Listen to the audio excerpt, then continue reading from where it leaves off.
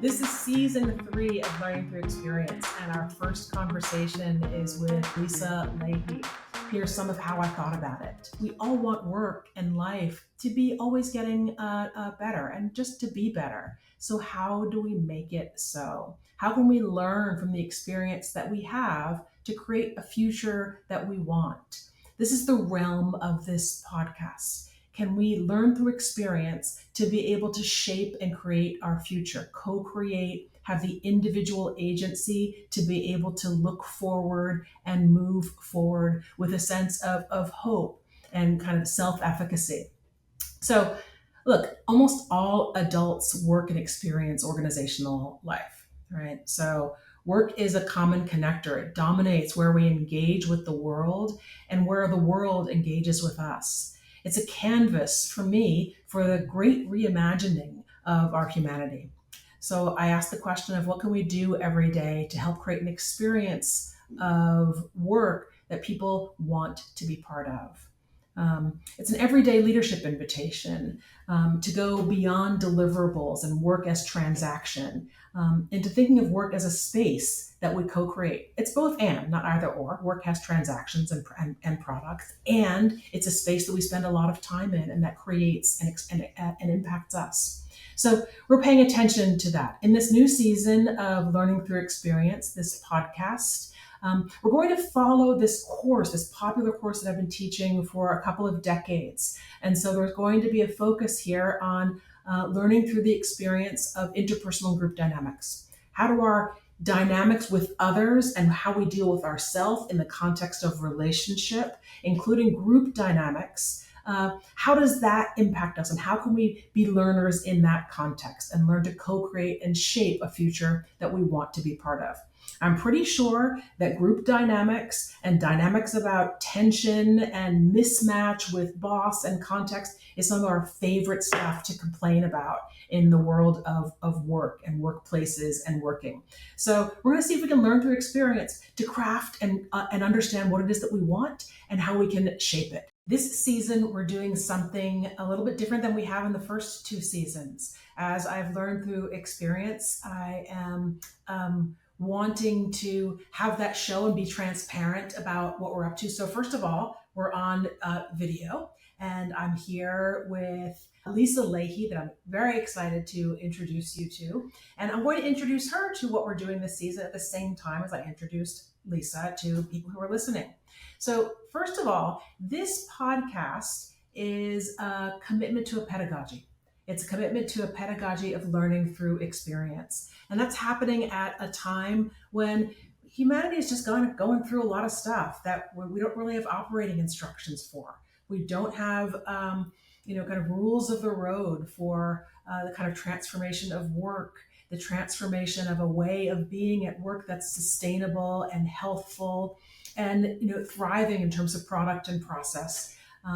And I really wanted to take this time to lift up a pedagogy that I teach in, that I think of as a pedagogy of hope and transformation for a world of work, but also for a world of experience that humans have at work. And so this season is going to echo the cadence of the main course that I teach in the fall, which is called Interpersonal and Group Dynamics.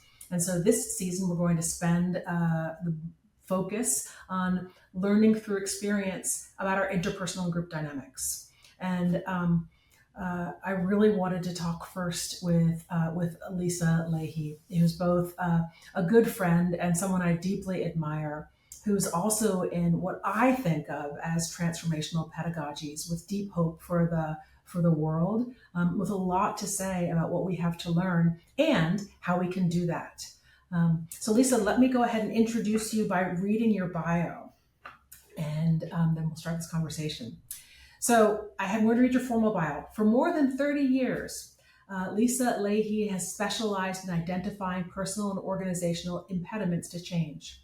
She's personally helped thousands of individuals and groups to unpack and understand these insights and to ultimately break free of unproductive habits in order to achieve personal and professional goals. A world-renowned author on adult education and development, Lisa co-authored an Everyone Culture, and I had three of these right behind me today, and so I took one off of the shelf. I love this book. Lisa's also co-produced foundational books on adult development and earned global praise, including for Immunity to Change, the subtitle of which is How to Overcome It and Unlock the Potential in Yourself and Your Organization, and How the Way We Talk Can Change the Way We Work, among other works. Lisa's been a faculty member and lecturer at Harvard Graduate School of Education, and she's the co-founder and owner of Minds at Work, which focuses on coaching and teaching the Immunity to Change model to individuals, organizations, and management consultants. Welcome, Lisa Ley. Thank you so much for coming. Heidi Brooks, thank you for having me. It's lovely to be here with you. It's great to see I'm really really thrilled. Now, I had hoped to do this in person, but it's the first week of class and I have to be places and you probably have to be places. And so thank you so much for squeezing this in. I want to start with a question that gives us a chance to learn a little bit about you. So this is a, podcast about experience, and given what you do and how you think about it, I wonder if you have experiences that you think sent you in this direction. What are the experiences that were kind of formative that you're willing to speak to, that kind of set you on this path? what age should I start? Preverbal two or what? No. Um, ah, Great. So I'm going to share two experiences. One led me down the path of making a real commitment to being a listener. And it happened when I was probably in my early 20s. And I don't remember the content of the conversation that was so pivotal at all. What I do remember was the conclusion I walked away with. And just a little of the setup is I was at lunch with a very dear friend of mine and my husband. And we got into an argument about this is what I don't remember. And what I remember, though, was leaving feeling like, first of all, I don't even know why I said what I said because I don't even believe what I just said. And then I realized it was because I felt like I wasn't being listened to. And I wasn't listening to others either because I wasn't able to catch in the moment the complexity of what was happening. And it all kept escalating. And that was truly a moment when I felt like that was bizarre. And it was very low stakes, but I was very curious about what had happened. And then when I had a chance to unpack it with both Bill and my friend, we were like, yeah, that was a very odd thing. So I would say that kind of set a foundation for me to be really interested in what goes on between people and inside of people when they are in conversation with one another. And I did quite a lot of studying and in-depth stuff around how complex listening is. Okay, then fast forward. I'm now a master's student at the ed school here at Harvard, and I'm sitting in a class called the Self and Transformation. So this is the second experience I had that was really quite formative for me. And I am being introduced to adult developmental theory. And I have this just big aha and relief that, oh my God, this thing I have been experiencing for the last many months is actually normal. And better even than normal, I now understand what it is. And I can hear in this description of what adult development is that I'm both quote unquote normal and that there's hope for another way I could make sense of things, that there was a place I could land in which the thing I was currently experiencing is so challenging wasn't going to be a challenge. And the particulars there had a lot to do with the fact that I was relatively newly married, and I grew up on the East Coast, come from a Jewish home. I married somebody from the Midwest. He grew up Catholic. my parents were very like, what, where is the Midwest anyway? Who is this person? And, it was a lot of attention, a lot of tension there.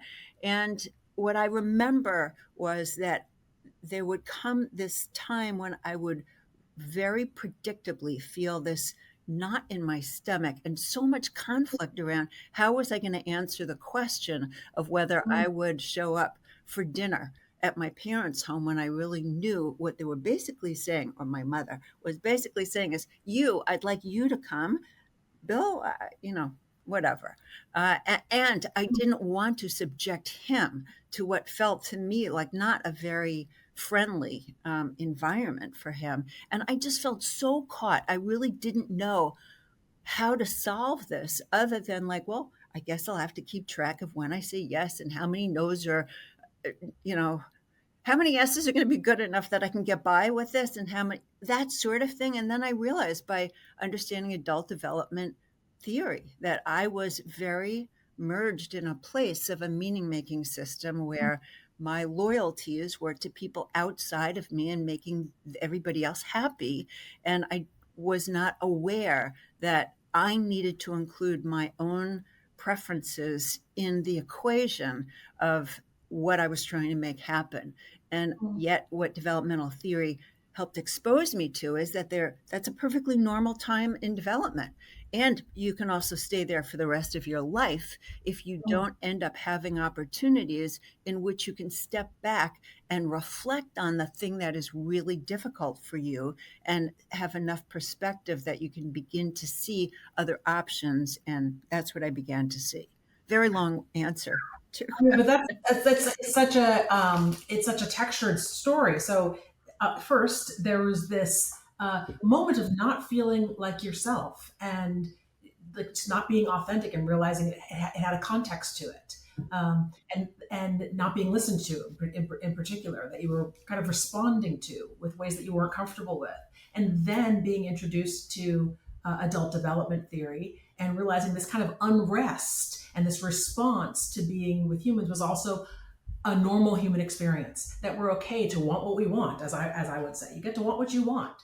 But adult development theory started to give you some sense of what might be possible. And am I tracking so far? Yeah, and to recognize and honor the fact that it doesn't happen automatically, that It doesn't happen. actually you need to develop in order to put a stake in the ground and respectfully stand for what you stand for, ask for what you need, and to be able to press back when people are not being responsive to you, and figuring out then what choices do you want to make in that situation, given you have advocated for yourself in a respectful way.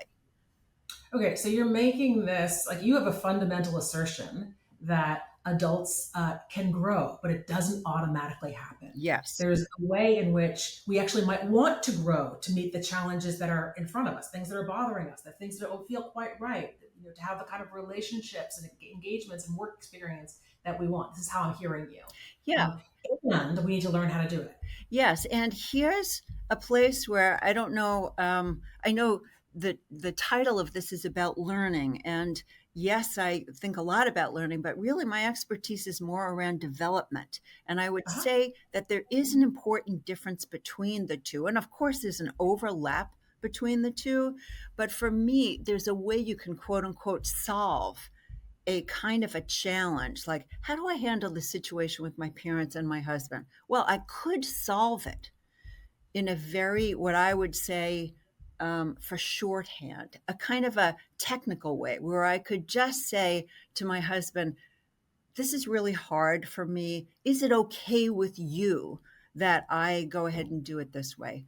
And he would say yes. Now, I have not solved anything inside of me in a, what I would call, a really deep developmental way. What I have solved is the surface challenge of what's it like to be torn between two people who I feel loyal to and want to be making happy. And I figured out a way I could make them happy by the other person giving me permission, which is still very much within that mindset, so that I could go off and do the thing that would bring me relief, right? That is very different than to take up what would be the bigger developmental challenge, which would provide the opportunity for me to recognize I needed to develop and really be attuned to my own backbone in all of where I stood, and that backbone would serve me not just in that situation, but across many situations. Mm. So you're saying so much about the depth and solving problems kind of like in the moment isn't the same thing as actually transforming yourself in a way that actually you might be interested in doing but and not even aware Yeah. of doing. Well, There's something about attunement with something you might have, people might not even be able to get their heads around quite. yeah. Well, what I'd say, if I'm tracking what you just said, is that you can solve the problem, yes, at a surface level there, or you could go for the deeper thing. And I would say often we don't know, we're not aware of what the deeper thing actually is. And if you add to that, I think it's a fairly human tendency for all of us to want to eliminate our discomfort. It's much easier to want to go for trying to solve the immediate situation at the surface level, because if I can make those feelings of discomfort dissipate or go away for now, great. But if I Mm. do that, I've actually decreased my pressure center in a way for taking up the harder developmental challenge, which I will need a kind of support for, even if the support is a version of, oh, you just need to know, here's what development looks like. I mean, that was a hugely important thing for me, just to see there's a roadmap. I was clueless before taking adult development. Okay, and you would have started this in response to the title of learning, like this being about learning Yeah. and different. There are lots of different kinds of learning. There's procedure, there's facts, there's theory, but you're really talking in your differentiating development uh, because it's deeper and more specific. Yes. Am I tracking? Okay, so this, I mean, this podcast I think includes development, but development doesn't necessarily include all of the kinds of learning that might be out there. I think it's a really important differentiation, especially because I'm trying to echo the you know the course arc in this season of the Yeah. podcast. There are many people who come to learn on podcasts and learn in classrooms, but what they mean by learning is not what you mean by development. Yes. That's it succinctly. And Yeah, hopefully, would it be useful if I gave like another example? yeah, yeah. Let's hear it. I know there are many people, this is certainly true in the graduate program in which I teach, where people want to learn to give their peers feedback. And it's part of what helps people to grow and also to develop, right? And I often encourage them to try and make use of this very, I think, elegant feedback model, which was created by the Center for Creative Leadership, and it's called SBIA, Situation, Behavior, Impact, Action. Tell me the situation in which the thing happened, what the impact of my behavior was on you, and oh yeah, situation, behavior, impact, and then what action you'd like me to take alternatively. Okay, great. It's very elegant. And yet what's true is, for many people it's a very difficult thing to transfer that knowledge that you have at the intellectual level, and you understand it. It's very hard to translate that into action Okay. if you are beholden to that place in development I was just describing. I was, when I was faced with this dilemma between my parents and my husband, which is, I'm worried about, deeply worried, not just like a little bit of a worry, but a worry so deep it guides me. I'm worried that I am going to fracture a relationship, or I am going to somehow no longer be seen as somebody who belongs here, or I'm going to risk being seen as somebody who's like a know-it-all or better than others here. And I just can't do that. I just, it's, to me, it's better to not take the risk that I'm going to be ostracized somehow or damage a relationship than it is to actually stand up to try to be supportive to somebody else's growth. Well, that seems like a pretty deep dilemma, especially, given that you're clearly pointing to how normal it is to have that kind of a mindset, Yeah. a kind of thing that kind of has deep impact on how you think about yourself and what the costs and trade-offs are. So you've thought about this quite a lot. How does one develop in and towards another sense of self or freedom? Well, I think one very important place to start is to be aware I feel stuck. Mm, Like the way I cast it as a dilemma might not be the way somebody who I'm describing would even say that's a dilemma for them. What they're aware of is, oh, yes, I know what SBIA is, and I don't use it. Why? I just, mm, it doesn't work for me. Okay, great. They may not actually experience it as this is really the core and the essence of what's at stake for me. So, the first thing I would say is it's really important for somebody to be aware of what actually is the essence of what the tension is. And that will start shining a light on what may be some of the limiting beliefs or assumptions that we hold. And that mm, once we're in a position to name what those are, we are in a position to begin to have a more active relationship to them. And that more active relationship allows us to be basically more curious about them, find out is it true all the time, help me be more attentive perhaps to in this situation I might be paying attention to, oh, I noticed that Heidi, for example, gave Jonathan some feedback there, and Jonathan seemed to welcome it. Gee, she didn't get ostracized. Maybe this isn't maybe this isn't right. So it could make me much more open if I realize my big kind of self determined sense of being is about my belonging, and realize, mm, oh, maybe it won't get frayed. So that's one way of approaching this. Or it could be to just be saying, no, actually I want to investigate the very thing itself. Like, how come it is that I have a belief I can't stay in relationship and also be myself? Let me see if I can tiptoe out there in the world and take a few risks that allow me to see that I could actually stand more for myself. So mm. I'm giving you a very fast answer to what's a pretty complex question, but it starts with simply you got to be aware what is the essence, and then once you have the essence, to be inviting yourself to have a more curious relationship to its completeness and its accuracy. Mm. I just love the invitation because there's an invitation to, I tend to refer to it, I've already said, you get to want what you want, but you get to notice what you want and then get curious about what might be some of these kind of profound obstacles.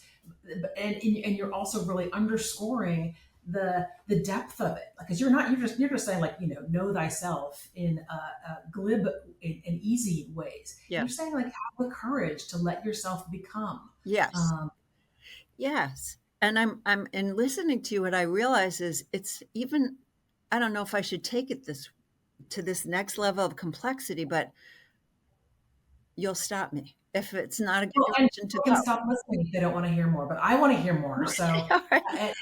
you have this whole wonderful model, which I would love for you to, if that's what you're about to talk about. No, actually, I wasn't. I was going to talk more about adult development because that Yeah, is please. so Great. profound. I think so. So such a deep bedrock to my understanding of how to try to help us develop. Because number one, it just sets the table for what do we even mean by development?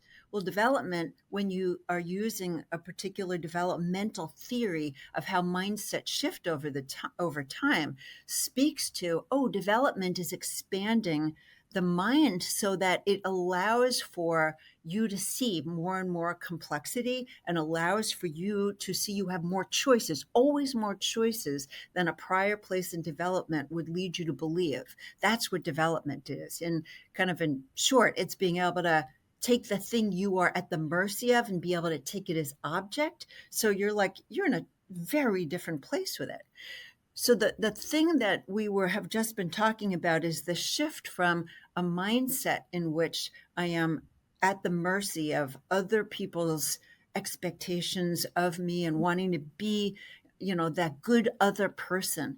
But when I can develop and develop that backbone, that next place in development, I could still be experiencing a challenge. And it could maybe even be framed up as the challenge of, I want X and they want Z, just the way you're describing. I get to have what I want, but here, what the developmental edge for me is, once I've really developed my backbone and I've been mastering how to be out there in the world using my full self, at some point in my development, a really important question for me to ask is, why is it that I want that?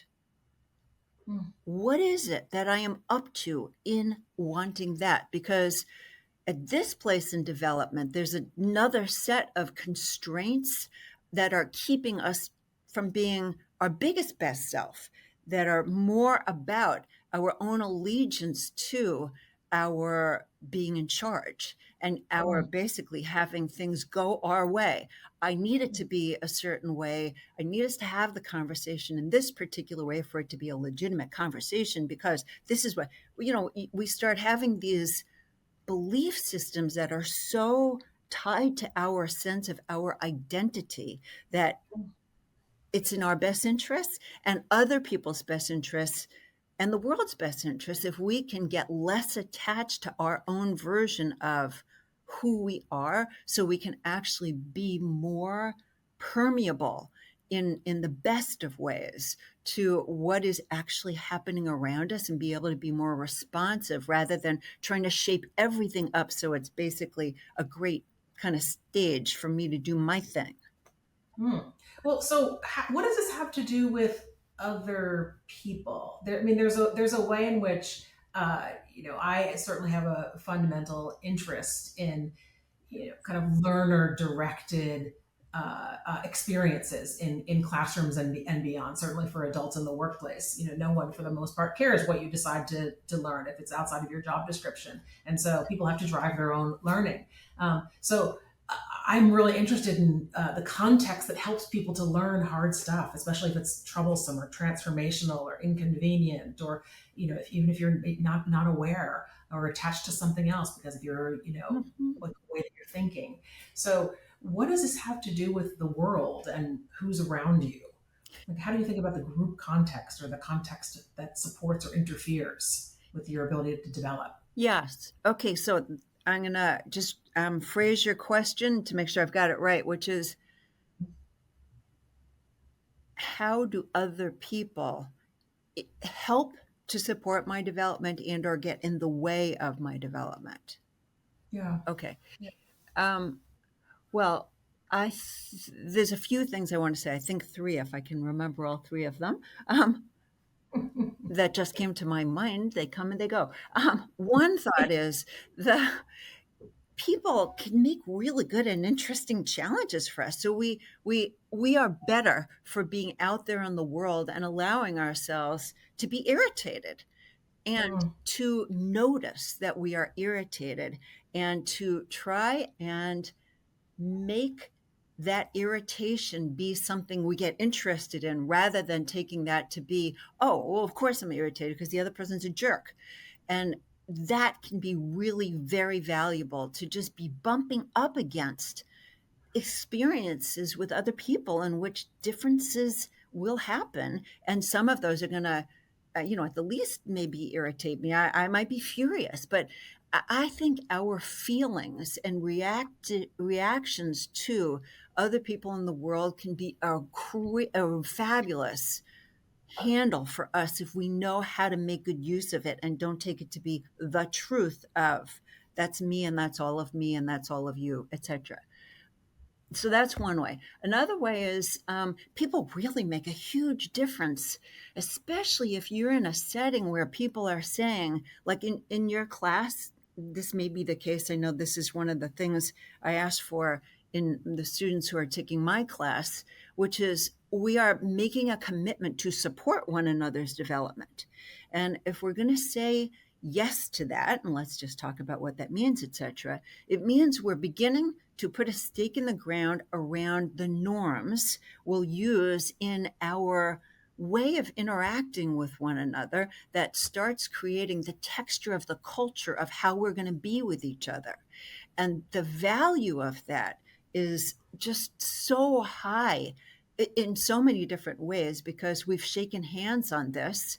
When we feel like it's not happening, we can go back to a moment that says, remember when we said this? We were going to do this for one another. I don't think that this is happening. What can we kind of step back and reflect on that?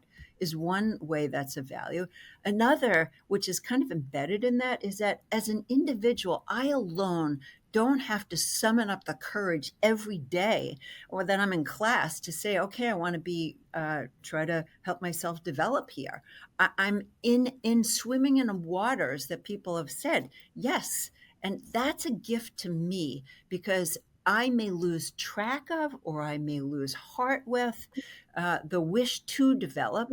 And it's possible that I may need to take a break. And that's a fine thing too. We shouldn't always be having to be developed.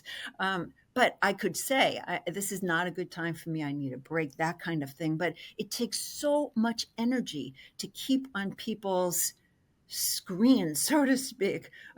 Yes, development really does matter. So those are at least two ways that it matters.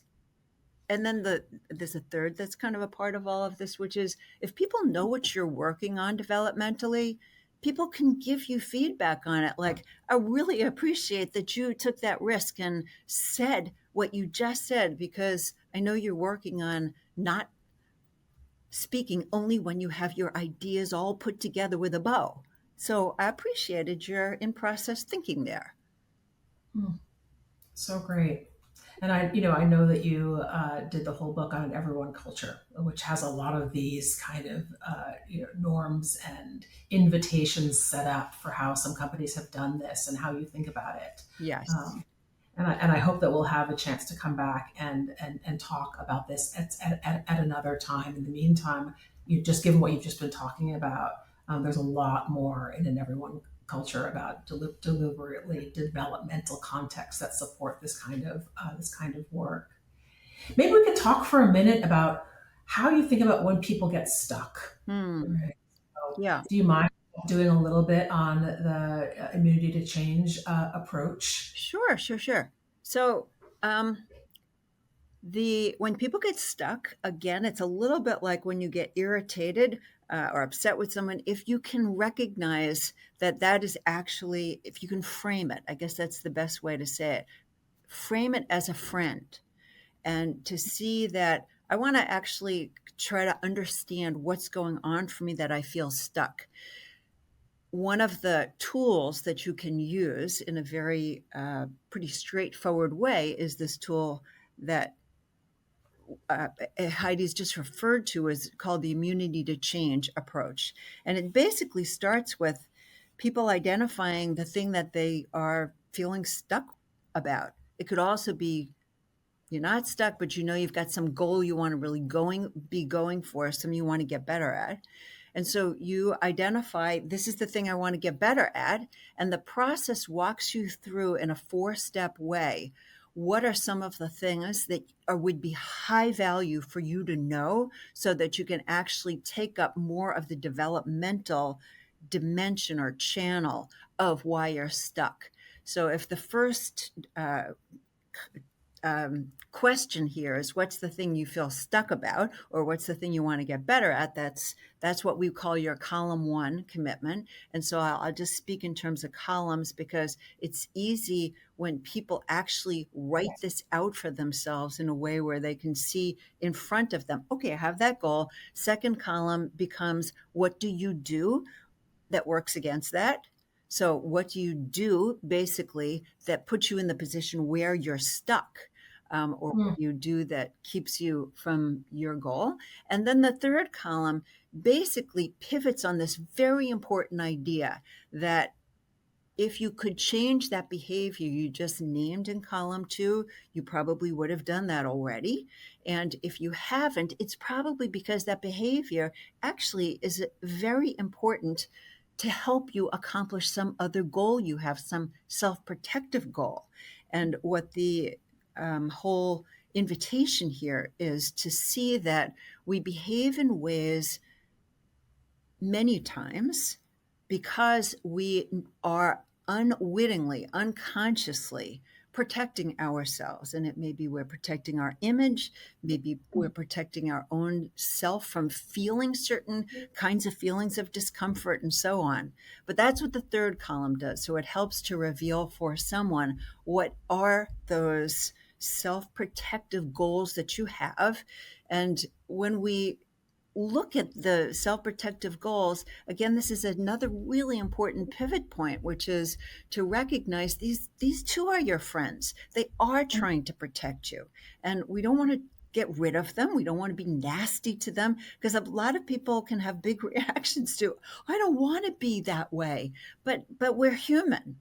And so that's an important part of the process as well. And then in the last column, we unearth what are the beliefs and the assumptions that lead each one of us to have to protect ourselves in the unique ways that we do, that got exposed in our third column.